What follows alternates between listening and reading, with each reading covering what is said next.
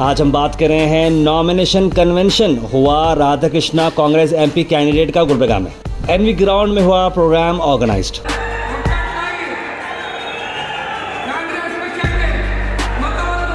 इससे पहले अगर हम बात करें तो राधाकृष्णन जी ने अपनी नॉमिनेशन दाखिल की इलेक्शन ऑफिसर के पास। रिटर्निंग ऑफिसर फौजिया मैडम को उन्होंने अपने नॉमिनेशन के पेपर्स दिए। इस मौके पे डी कुमार साथ साथ एमएलए मैडम कनीज फातिमा साहिबा, एमवाई पाटिल, बाबूराव चिंचनसूर यहाँ पर मौजूद रहे। उसके बाद प्रोग्राम की अगर हम बात करें तो प्रोग्राम में एआईसीसी के प्रेसिडेंट डॉक्टर मल्लिकार्जुन खड़गे जी यहाँ पर मौजूद रहे और उन्होंने इस इवेंट को लीडअप किया। साथ साथ गुलबर्गा डिस्ट्रिक्ट के सभी एमएलएज यहाँ पर मौजूद रहे। कांग्रेस के काफ़ी सीनियर लीडर्स और पार्टी वर्कर्स इस इवेंट में मौजूद रहे और इवेंट काफ़ी सक्सेसफुल रहा। कांग्रेस अपने गारंटीज़ पर इस इलेक्शन को लड़ रहा है। जो गारंटीज़ उन्होंने स्टेट में दिए हैं उस पर ये बात कर रहे हैं और किस तरह से राधाकृष्ण को जिताना है और कांग्रेस के हाथ को मजबूत करना है, ये बात की गई। आइए देखते हैं इस इवेंट के short highlights. This video is sponsored by Mahalakshmi Jewelers, Manu Multi Speciality Hospital, KBN University, Shaheen Group of Institutions, Surat Khazana, Al Sharia Group of Institutions, Curl.fit, and by Big Neuropsychiatry Hospital.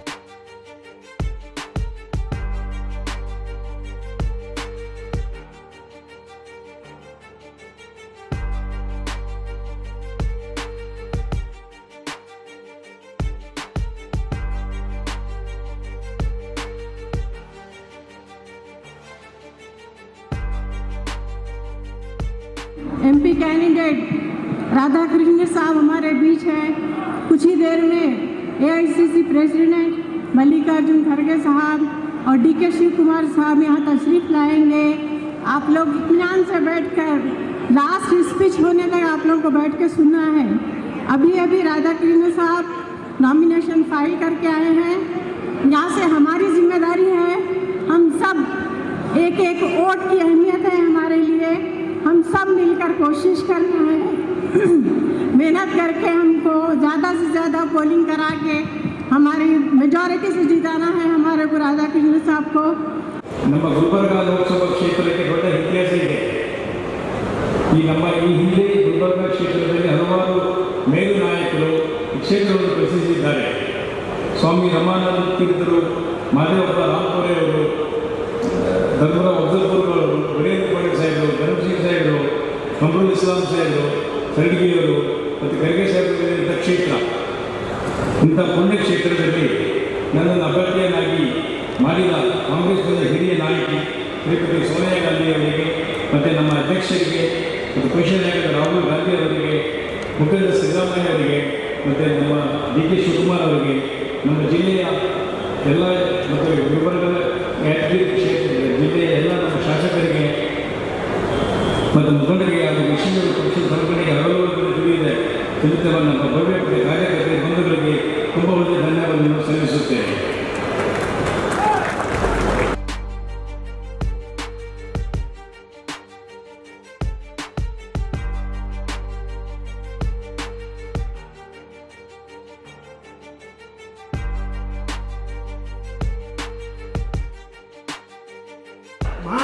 ಗಣ್ಯ ವ್ಯಕ್ತಿಗಳೇ, ಇವತ್ತಿನ ದಿವಸ ನಾವು ಒಂದೇ ಒಂದು ಹೇಳಬೇಕಾದ್ರೆ ಈಗ ಖರ್ಗೆ ಅವರು ಮಾತಾಡ್ತಾ ಇದ್ದಾರೆ, ಡಿ.ಕೆ. ಶಿವಕುಮಾರ್ ಮಾಡ್ತಾ ಇದ್ದಾರೆ ಮತ್ತು ಪ್ರಭಾವಿ ನಾಯಕರು ತಮಿಳುನಾಡು ಸದ್ಯಕ್ಕೆ ಜನಪ್ರಿಯ ನಾಯಕರು ಅಪಾರ ಪಾಂಡಿತ್ಯ ಜನಪ್ರಕಾಶ್ ಪಾಟೀಲ್ ಅವರು ಮಾತಾಡ್ತಾ ಇದ್ದಾರೆ।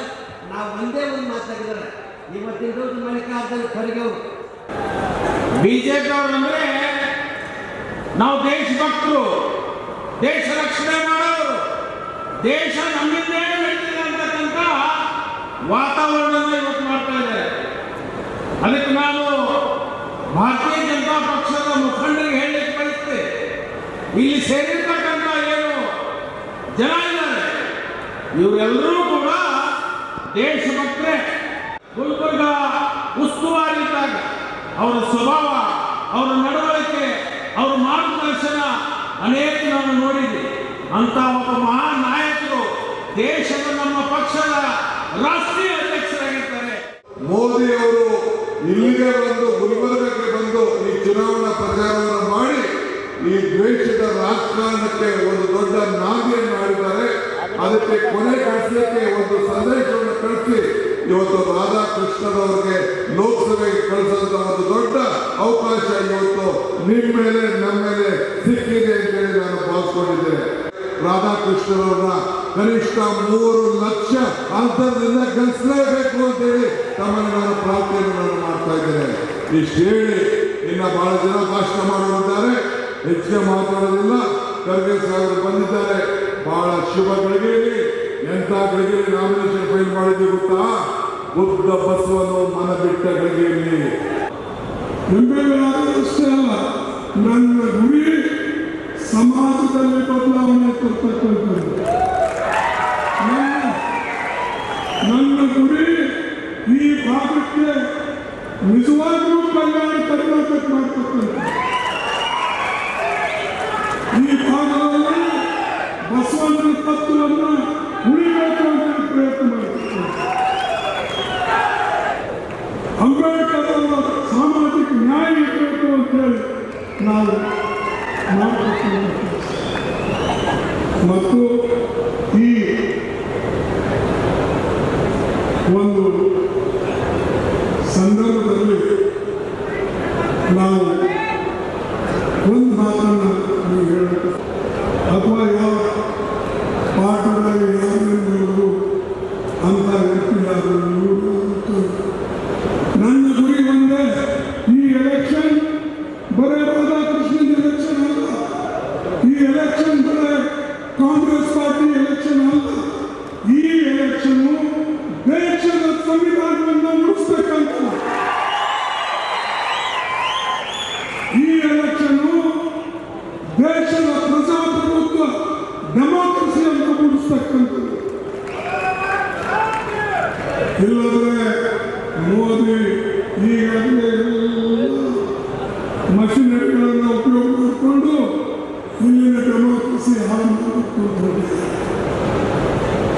ಪ್ರತಿಯೊಂದು ಸಂಸ್ಥೆ ಕೆಡಿಸ್ತಾ ಇದ್ದಾರೆ. ಪ್ರತಿಯೊಂದು ಸಂಸ್ಥೆಯಲ್ಲಿ RSS ಹುಡುಗರನ್ನ, RSS ಟೀಚರ್ಸ್ನ ಸೇರಿಸಿ ಬೇಡ ಮಕ್ಕಳಿಗೆ ಅಧಿಕಾರಿಗಳಿಗೆ ನೌಕರಿ. ಅದಕ್ಕೆ ನೀವು ಡೆಮಾಕ್ರಸಿ ಉಳಿಬೇಕು ಅಂತ ನೀವು ಇಚ್ಛೆ ಇದೆ.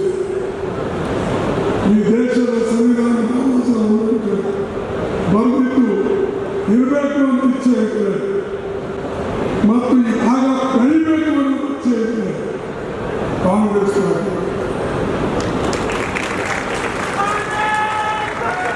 Party.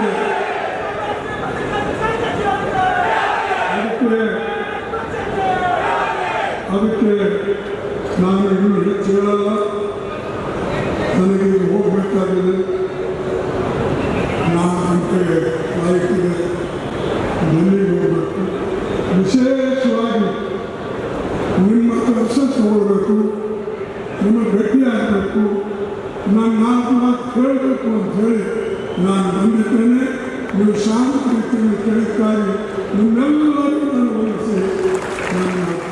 This video is sponsored by Mahalakshmi Jewelers, Manu Multi Speciality Hospital, KBN University, Shaheen Group of Institutions, Surat Khazana, Al Sharia Group of Institutions, Curl.fit, and by Big Neuropsychiatry Hospital.